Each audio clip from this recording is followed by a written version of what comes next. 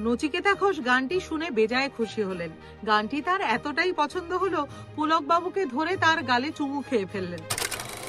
ঘটনাটি ঘটেছিল ধন্যী মেয়ে ছবির গান লেখার সময়। নিশ্চয়ই ধরে ফেলেছেন কোন গানটির কথা বলছি। সেই গানটি হলো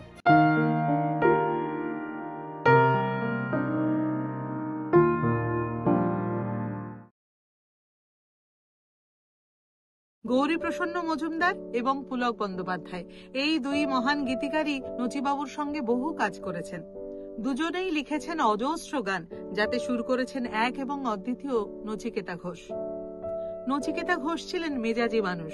গীতিকারের লেখা পছন্দ হলে তিনি বেজায় খুশি হতেন, আর বিভিন্নভাবে সেই খুশিকে তিনি ব্যক্ত করতেন। পুলক বন্দ্যোপাধ্যায়ের লেখা থেকে এমন অনেক উদাহরণ পাওয়া যায়। একবার পুলকবাবুর লেখা গান শুনে তিনি এতটাই খুশি হয়েছিলেন, তার সেই অভিব্যক্তিও ছিল সেবার ব্যতিক্রমী।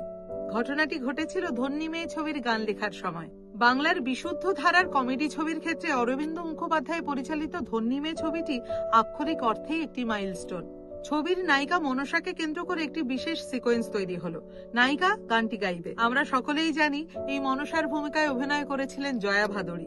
নচিকেতা ঘোষ আগে থেকেই সেই গানের সিকোয়েন্স অনুযায়ী সুর তৈরি করে রেখেছিলেন। এবার গান লেখার পালা। সেই সিচুয়েশন বুঝে নিয়ে এবং নচিবাবুর সুর ভালো করে শুনে গান লিখে ফেললেন পুলক বন্দ্যোপাধ্যায়। নচিকেতা ঘোষ গানটি শুনে বেজায় খুশি হলেন। গানটি তার এতটাই পছন্দ হলো, পুলক বাবুকে ধরে তার গালে চুমু খেয়ে ফেললেন।